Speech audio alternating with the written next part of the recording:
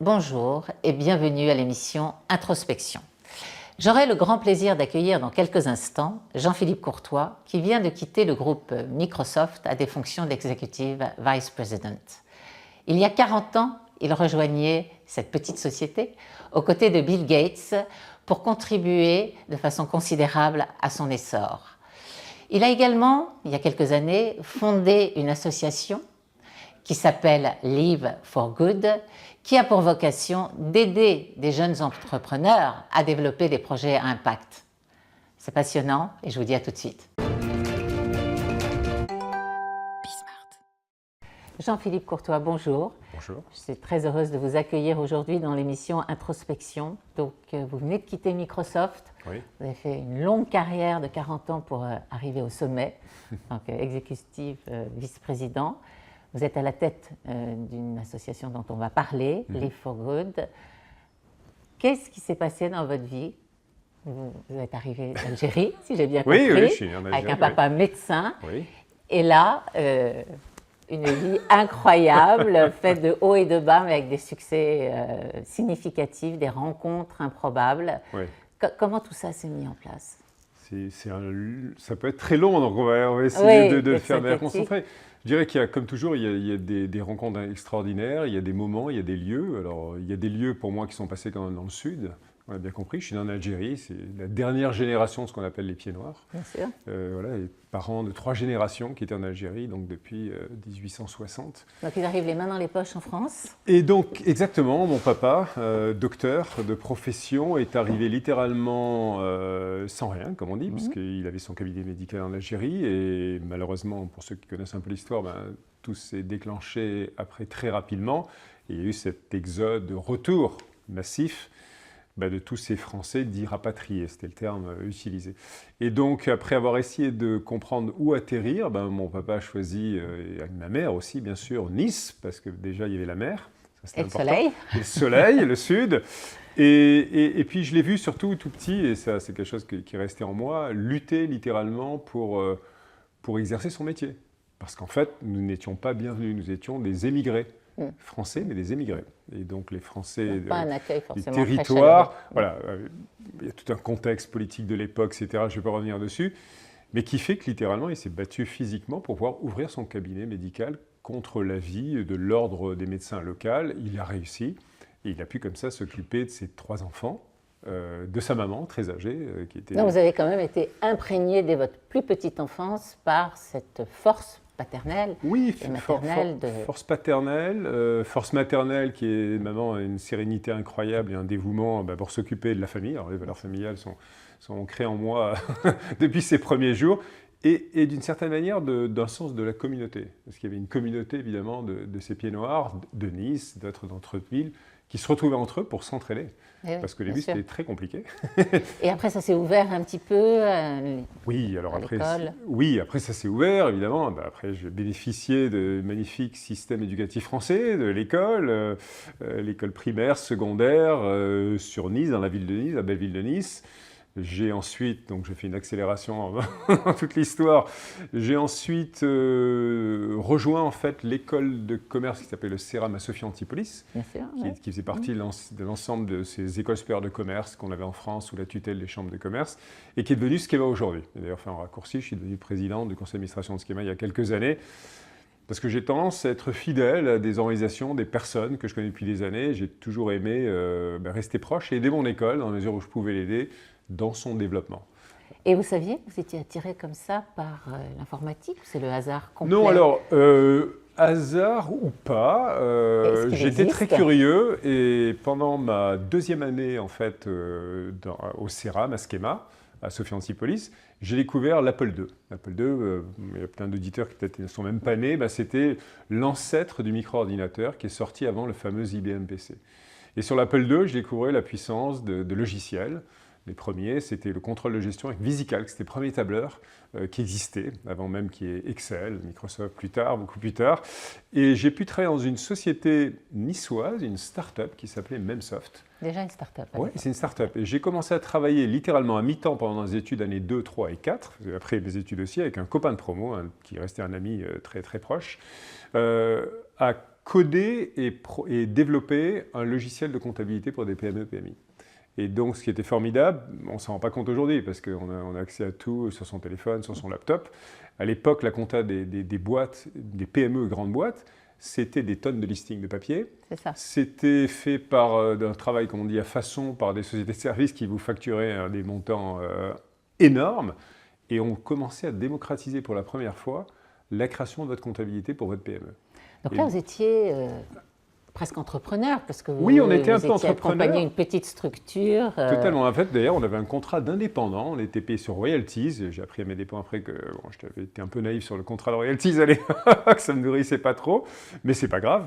Mais on a appris énormément. On était deux, on était un duo un petit peu entre le produit qu'il développait. Mon ami était un développeur, moi je faisais un peu de basique, mais lui était vraiment un développeur dans l'âme. Et moi, la partie vente, marketing. C'est votre point où fort. on a lancé ce produit en France, dans d'autres pays. Je me rappelle du package, je l'ai toujours d'ailleurs, une boîte que j'ai gardée dans mes archives de Memsoft Comptabilité, où il y a un très beau palmier rouge, parce qu'on était littéralement la rue Meyerbeer, pour ceux qui connaissent Nice, c'est sur la promenade des Anglais. Et donc, dans des journées qui finissaient à minuit, 2 heures, on essayait d'aller faire une demi-heure à la plage quand même, au soleil. Et il y avait ce palmier qui était sur le package. Voilà. Ah, d'accord. Et vous sentiez une âme d'entrepreneur à l'époque, ou c'était juste une expérience et vous disiez je serais salarié d'un groupe? Non, sincèrement, la notion d'entrepreneuriat à l'époque, il faut se replacer en 1983. C'était pas quelque chose d'abord du tout de discuté, de connu, j'allais dire, de populaire maintenant, qui est devenu quelque chose d'assez incroyable dans le pays, j'en suis réjoui. Mais en fait, j'avais plongé dans la vie d'une entreprise avec un statut un peu à part. Mais à l'époque, je me disais, oui, je vais peut-être continuer dans le monde d'une entreprise. Je n'avais pas nécessairement percuté avec dire, ben, pourquoi pas être moi-même un entrepreneur finalement. Donc, et c'est là où Microsoft arrive dans votre vie, parce que vous avez passé 40 ans. Oui, c'est là où Microsoft arrive, c'est-à-dire qu'un jour, un de vos homologues, une chasseuse de tête à l'époque, qui a chassé d'ailleurs pendant au moins 10-15 ans, je lui rends hommage, Joëlle Dujour, qui est une grande dame de la chasse dans la tech de l'époque, et qui m'a recruté pour Microsoft. Alors qu'en fait, au départ, on voulait me faire vendre des produits hardware pour Thomson. J'ai dit, le hardware, j'y crois pas. On dit, on a cette petite boîte de soft qui démarque en France depuis un peu moins d'1 an, qui s'appelle Microsoft, qui est à la zone de Courtabœuf aux Ulysses. Alors moi qui montais de Nice, comme on dit en train, c'était la zone de Courtabœuf, il a fallu que je trouve déjà. Et j'ai trouvé surtout des personnes, des leaders incroyables. Eh ben, on va en parler. Donc voilà. On va faire une petite pause et on va rentrer dans le poumon de Microsoft et votre ascension extraordinaire. À tout de suite. Tout de suite. Donc Jean-Philippe, vous resterez dans la mémoire de tous un très grand dirigeant. Pourquoi, à mon sens? Parce que vous portez en vous des valeurs. L'impact est une chose essentielle. Vous avez senti l'influence que vous pourriez avoir sur ceux que vous avez dirigés, sur ceux qui vous écoutaient. Donc d'abord ce sens qui fait partie de vous, d'où vous vient-il? Alors d'abord, avant que l'impact, je dirais, soit né en moi, soit développé en moi ces 10 dernières années, ces des décennies, je commencerai par la responsabilisation, la responsabilité. En fait, pour moi... Du dirigeant. Ah oui. Et en tant que personne, en tant que citoyen. Et là, pour faire un petit peu une connexion avec mon père et les valeurs familiales, papa avait un sens de responsabilité extrêmement élevé et de l'engagement qu'il donnait dans sa vie, pour sa famille d'abord, pour sa communauté aussi. Et donc pour moi, le fait d'avoir un job, quel qu'il soit, et en démarrant, j'ai démarré ingénieur technico-commercial chez Microsoft, donc sur le terrain, parce que j'adore ça, il y avait vraiment un sens de responsabilité très fort, de dire il faut mériter le rôle que j'ai, le job que j'ai pu avoir. Et ça veut dire qu'il faut ensuite, quand on devient manager, devenir le plus possible, personne n'est parfait, exemplaire, ou en tout cas, quand on demande des choses à des personnes, il faut montrer qu'on est soi-même déjà prêt à faire ces choses-là et prêt à montrer l'exemple en permanence. Donc responsabilité a précédé l'impact, et l'impact, je l'ai découvert aussi dans des rôles très différents que j'ai eus. entre mon premier rôle notamment de leader vraiment à déjà un bon niveau, qui était être le président de la France, c'est un moment des années 90, donc c'est quelque temps, et où j'ai souhaité en fait intégrer au développement, à la croissance de Microsoft France, parce qu'évidemment j'ai été évalué aussi dans l'entreprise par la croissance, la part de marché de nos produits et tout ce qu'on peut imaginer comme indicateur économique, où on avait lancé une initiative qui s'appelait Génération Micro, où j'avais embarqué 500 collaborateurs, nos 500 salariés de l'époque, pour devenir des mentors de jeunes, on l'appelait pas ça les quartiers à l'époque, mais c'était les quartiers déjà, qui avaient des difficultés tout simplement à trouver un emploi. Et en leur ouvrant les clés de l'accès à la micro-informatique, à l'époque, tout simplement un traitement de texte pour faire son CV, pour préparer un entretien et pour ouvrir les réseaux.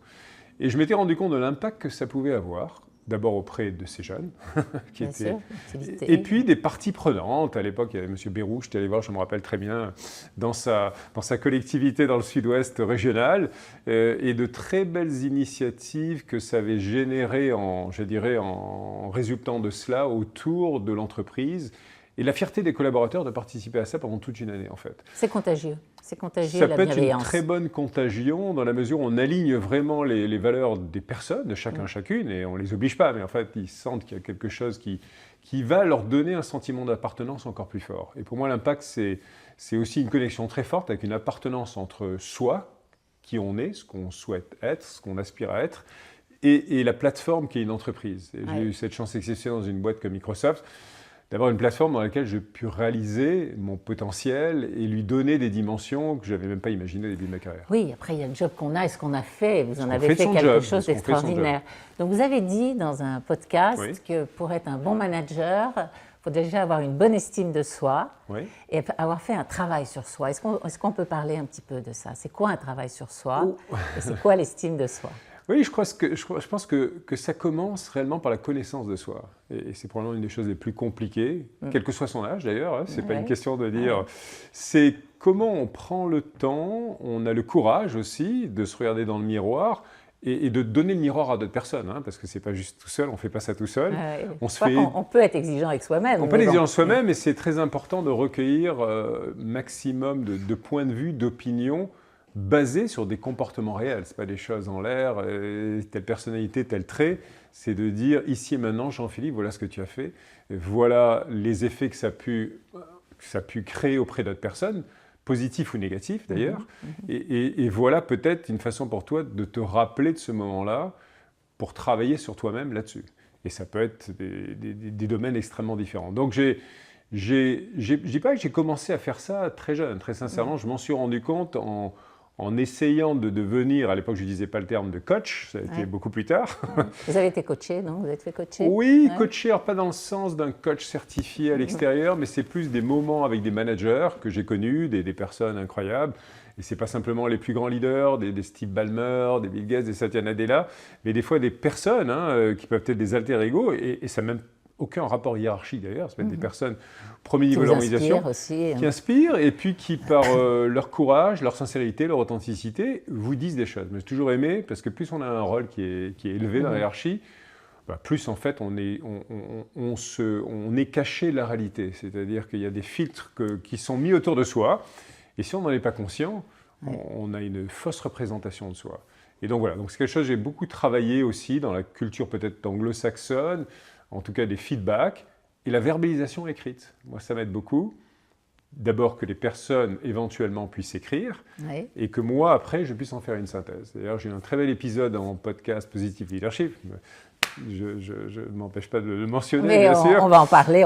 Et dans lesquels, avec Kim Cameron, qui est l'un des pères fondateurs de psychologie positive, il a créé une technique, il l'a appliquée sur moi dans cet épisode, donc dans l'épisode où il m'a posé cette question, qui s'appelle le Best Self-Portrait, le meilleur autoportrait. Et en fait, ça consiste à interroger 7 personnes de vos connaissances personnelles, professionnelles, sociales, et leur demander à chacune d'entre elles, mais pas vous, une tierce personne, ce qu'elle pense de vous. 2-3 paragraphes d'un moment unique dans lequel ils ont vu Lucille faire des choses extraordinaires qui les ont vraiment impactés de manière remarquable dans leur vie.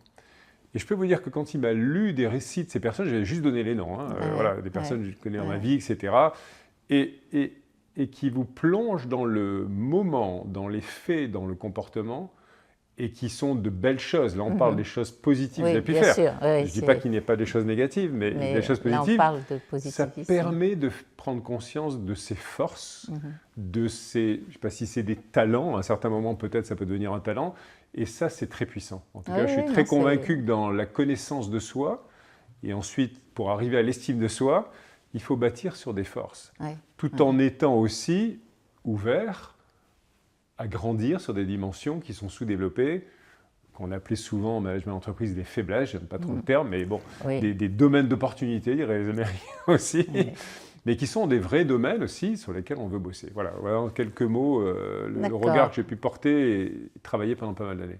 Et l'ego, parce que quand on grimpe comme ça, et puis vous avez des personnes autour de vous qui vous adulent, qui vous félicitent et tout. Comment on gère ça? On sait que les femmes ont moins d'ego que les hommes, et quelqueusement l'ego peut être contre-productif par rapport à l'intelligence. Est-ce que vous avez eu à gérer ça? La peur de justement pas avoir toujours les bons comportements en raison de cette image. Je pense que j'ai eu assez conscience de ça assez tôt, dans la mesure où je me suis toujours senti un peu privilégié d'être là où j'étais. Et là encore, je reviens aux valeurs paternelles. Il est important ce papa. Oui, mais vraiment oui, dans le sens de l'humilité, c'est-à-dire à la fois être fier de ce qu'on fait, des choses que l'on peut faire constructives, positives dans sa vie, l'impact qu'on peut avoir autour de soi, mais également de la capacité finalement à comprendre que on est une personne au milieu de milliards d'autres individus et on vaut autant que n'importe quelle autre personne. Et surtout, j'ai, je pense, assez rapidement compris que la montée dans la hiérarchie, une position, ça se perd en un jour, donc un titre. Et on l'a vu avec des tas de personnes. Absolument. Et que ça ne définit pas qui vous êtes. Ça ne définit pas qui vous êtes. Et ça, se rappeler ça, quand j'ai vu autour de moi, professionnellement, personnellement, des situations des fois dramatiques, très compliquées au plan humain, bah, ça me rappelait peut-être, et c'est toujours nécessaire, à plus d'humilité et plus de sens du quotidien, d'ici et de maintenant, du présent, et pas de s'enflammer parce qu'on est président, exécutif vice-président. Mais ça fait une passerelle sur ce dont on va parler après la petite pause, à savoir les obstacles que vous avez pu traverser. À tout de suite. À tout de suite. Jean-Philippe, dans un parcours qui est celui que vous avez eu, la vie n'est pas un long fleuve tranquille, vous avez eu des obstacles, des épreuves. On peut en parler un petit peu? Oui. Oui, bien sûr. Alors, il y a des obstacles au plan professionnel et puis évidemment, il y a aussi des obstacles, voire des fois des drames au plan personnel, comme chacune a dans sa vie. Alors, au plan professionnel, je dirais qu'une de mes premières grandes leçons de management, de leadership, et à l'époque, je n'avais pas les mots pour appeler ça leadership positif, mais c'était un vrai épisode formateur pour moi, leadership positif. C'est une réunion que j'ai eue dans la fin des milieux des années 90, où j'étais jeune directeur général de Microsoft France, dont j'ai parlé un petit peu tout à l'heure, et où je devais présenter les résultats de la filiale dans un exercice très institutionnel qu'on avait pendant 15 ans chez Microsoft, qui s'appelait la Media Review, qui est une vraie messe où vous allez inspecter votre business avec 200 slides dans toutes les dimensions, 12 heures d'affilée avec toute l'équipe de leadership. Face à qui? Face à Steve Ballmer, qui était le numéro 2, futur CEO de Microsoft à l'époque. Exercice pas facile. Voilà. Et à l'époque, juste un tout petit contexte rapide, la filiale française était en train de changer ses prix pour converger vers un modèle de prix unique européen et de baisser nos prix de manière radicale, 40-50%. Autant dire que mon chiffre d'affaires en prévision n'allait pas à la hausse, donc c'était pas terrible, et que j'ai eu 10-12 heures très éprouvantes à convaincre ou essayer de convaincre que le plan mis en place pour gagner en part de marché, malgré la baisse de prix, allait porter ses fruits. Et sincèrement, vu l'intensité des questions, des échanges avec Steve Ballmer et puis d'autres personnes, parce qu'il n'était pas tout seul, j'ai cru, s'il devait être 21h, que ma carrière s'arrêtait là. Elle s'arrêtait là, et que ce rêve que j'avais vécu déjà depuis quelques années chez Microsoft allait s'arrêter là. Et là, ça a été un des moments forts vraiment de ma carrière de l'époque, jeune, et qui m'a poursuivi positivement, c'est quand Steve Ballmer a conclu en disant, en fait, Jean-Philippe a s'adressé à moi et à toute l'équipe de leadership française, d'abord, je ne suis pas content des résultats.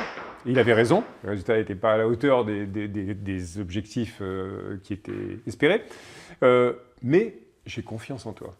J'ai confiance en toi, j'ai confiance en ta ténacité, j'ai confiance également à ta capacité à regrouper un petit peu toutes les troupes françaises. Et là, ça vous a donné envie de aller bâtir quelque chose de très fort Et je te donne rendez-vous dans 6 mois, bien sûr, pour montrer que tu es à la hauteur. Ah, Mais cette formidable. conclusion m'a donné une telle pêche, un tel optimisme par cette confiance qu'il a instillée en moi. Et c'est resté un moment fort quand plus tard dans ma vie, où j'ai moi-même fait ces mêmes messes avec des tas de CEO, j'ai essayé toujours de me rappeler dans des situations très compliquées pour des personnes en face de moi. J'ai des hommes, des femmes qui sont en train de vivre des drames professionnels, et des fois des choses personnelles aussi d'ailleurs, qui se mêlent à ça, et qui souhaitent toujours faire la part des choses, des faits, des personnes, et la capacité d'instiller la confiance dans les acteurs pour qu'ils donnent le meilleur d'eux-mêmes. Bien sûr. Et donc cette énergie qui vous habite, parce que vous avez voyagé à travers le monde, vous descendez d'un avion pour assister à des réunions et animer des réunions qui durent plusieurs heures, d'où elle vous vient, cette force? C'est quoi? C'est la passion du métier? C'est réellement la passion et l'envie d'apprendre. Je pense qu'il y a deux. Ça suffit pour tenir le coup physiquement? Il faut avoir physiquement une bonne nature, comme on dit, l'entretenir. Donc j'ai essayé aussi régulièrement tout au long de ma vie de m'entretenir physiquement, une hygiène de vie qui soit forte. Mais je crois énormément dans la passion. Et le fameux growth mindset, c'est le terme qui a été donné ensuite par Carol Dweck, de cet esprit apprenant. On peut apprendre de toute personne, de toute chose, de toute activité à tout moment de sa vie. C'est clair. La question est de dire comment on prépare son esprit à être ouvert pour accueillir cet apprentissage. Alors parlons de Live for Good. Comment c'est arrivé dans votre vie, ça? Alors Live for Good, là, a surgi fin 2015 et a été construit autour d'une tragédie dans ma vie familiale, la perte de mon fils Gabriel. Gabriel avait 22 ans. Et Gabriel nous a légué à mon épouse, à mes 2 filles, donc Pascal, Aurore, Romane, quelque chose de très fort qui était des valeurs qu'il avait, d'aller aider les autres personnes qui étaient moins privilégiées que lui. Et il avait ce sens aigu de dire, et c'est une citation qu'il m'avait envoyée par message, en anglais, parce qu'on avait vécu quelques années aux États-Unis, il préférait presque parler en anglais qu'en français, il parlait très bien évidemment les 2 langues, qu'il avait ce désir vital d'aider positivement la vie des autres. Et il avait créé un site web qui s'appelait Live for Good, suite à un voyage en Malaisie où il avait aidé une ONG américaine connue qui s'appelle Habitat for Humanity à construire des maisons en mortier pour des gens qui n'ont pas de maison. Et en revenant, il a codé un site web qui s'appelait Live for Good pour lever des fonds pour aider à financer ça.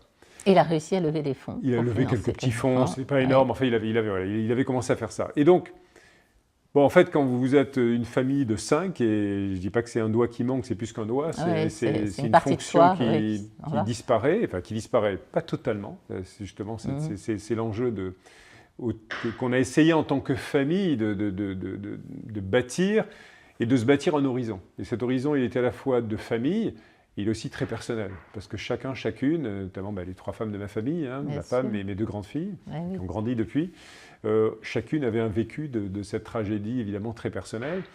Et donc on a créé Live for Good rapidement, quelques mois littéralement, après une longue marche dans les Alpes, je me rappelle très bien, on était assis dans l'air, on se dit mais qu'est-ce qu'on peut faire pour nous donner un futur, tout simplement. Parce que sincèrement, c'est formidable cette donner un futur pour une forme d'espérance, une envie de faire vivre des valeurs que Gabriel nous avait laissé en héritage. Donc toute la famille aujourd'hui s'occupe de Live for Good. Alors différemment, chacune mais personne. Vous êtes tous soudés autour de lui. Oui, on a régulièrement. On va avoir un atelier stratégie cette semaine. Voilà, il y a une partie où les cofondateurs, nous sommes les cofondateurs de Live for Good, on apporte une discussion vraiment venant des cofondateurs sur les valeurs, le futur de Live for Good, alors qu'on est une équipe de 10 salariés, avec une mission qui est de révéler le potentiel de jeunes venus de tous horizons par l'entrepreneuriat impact. Donc en fait, notre enjeu, c'est d'aider toute une nouvelle génération qui a entre 18 et 30 ans, dont au moins 50% de public fragile, c'est-à-dire vraiment des jeunes de quartier, de zones rurales, RSA, scolaire, handicap, et des jeunes où tout va bien entourés, bonne famille, bac plus 5, etc. Et de les mélanger ensemble. On les mélange ensemble sur des campus, 3 fois 3 jours. On les mélange ensemble dans la co-innovation de modèles d'économie circulaire, avec un impact positif social, environnemental, pour créer des startups à impact. Voilà. Quelle formidable ça nous donne de la joie, parce qu'on est dans le donner-recevoir. On rencontre et on vit avec ces jeunes littéralement année après année. On les voit grandir, on les voit devenir des rôles modèles. Ça, c'est qui nous. En fait, on a cette vision. Parce que vous avez une traçabilité des premiers. Oui, bien sûr. Et notre vision, c'est de dire faire émerger une nouvelle génération de leaders positifs qui entreprennent pour le bien commun. Et je suis très convaincu qu'avoir des rôles modèles, hommes-femmes, il y en a un sur deux qui est une femme d'ailleurs, Mais oui, c'est ce que mais vous m'avez qui dit. viennent et c'est d'environnements bien. très différents Ouais. et qui portent ces projets qui sont magnifiques, qui sont des projets de santé mentale, qui sont des projets d'alimentation régénérative, qui sont des projets d'inclusion sociale et sociale intergénérationnelle, mais qui sont des entreprises. C'est pas de la philanthropie, j'aime beaucoup la Bien sûr, philanthropie bien aussi, sûr. sont, je pense, un moteur incroyable de montrer au modèle de l'entreprise établie que j'ai connu pendant toute ma vie, de très grosses boîtes comme Microsoft, qu'il est possible d'harmoniser finalement l'impact économique et financier qui est nécessaire pour une boîte pour grandir et par rapport à ses actionnaires, avec des externalités qu'on veut construire de manière positive dès le début et pas simplement négative pour les minimiser, vers le social et l'environnemental. C'est formidable. Vraiment, on ne peut que vous féliciter pour telles actions et on inscrira le moyen de contribuer à cette association Merci, avec en fin plaisir. d'émission. Merci. Jean-Philippe, votre mère a compté, votre épouse compte, vos filles comptent énormément. Donc les femmes dans le monde de l'entreprise, qu'est-ce qu'elles ont pu vous apporter et comment les aider aujourd'hui à passer ce plafond de verre? Oui, j'ai pu vivre en fait pendant plusieurs décennies et notamment à la tête de l'ensemble des filiales de Microsoft, plus de 120 filiales dans le monde, le pouvoir incroyable de transformation des femmes en fait à la tête. Et il m'a fallu 10 ans, je l'avoue, donc c'est pas un exercice facile, pour passer non pas d'un quota, j'aime pas le terme, même si quelquefois il faut combiner le changement de culture avec des processus et des fois des objectifs mûrisés, de 10% de femmes CEO de Microsoft, des filiales de Microsoft, à plus de 50%. Et cette transformation, elle s'est faite avec un travail quotidien, hebdomadaire, trimestriel, de coaching sur comment on va trouver des talents féminins. Et on les trouve. Et comment on les attire. Voilà, comment ça. votre entreprise est capable ou pas, est un pouvoir d'attraction, ou au contraire, de répulsion des femmes, parce qu'elles le savent très bien. Hein, les images sont projetées beaucoup plus que le speech corporate des entreprises ne le pense. Comment on les accueille ensuite? Comment on les fait grandir? Comment on les mentore?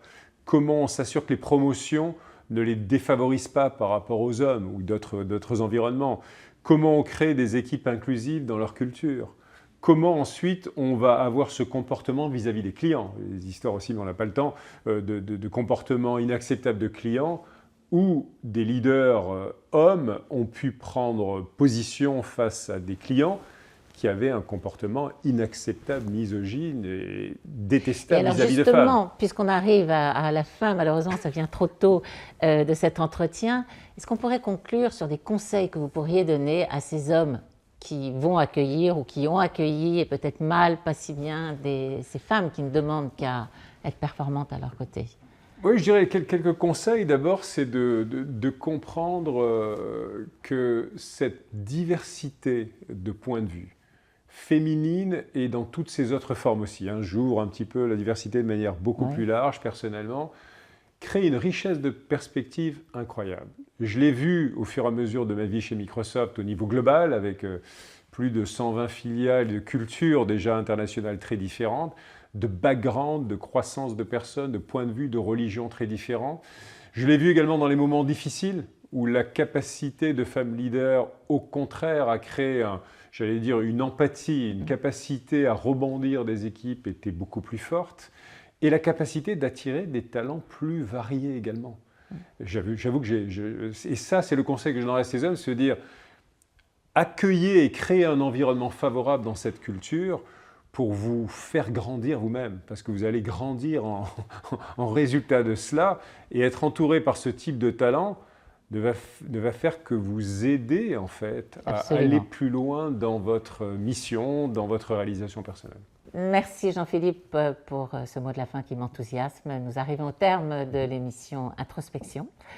J'aurai grand plaisir à vous retrouver prochainement avec une invitée inspirante et je vous remercie pour votre fidélité déjà apparente sur la télé Be Smart for Change.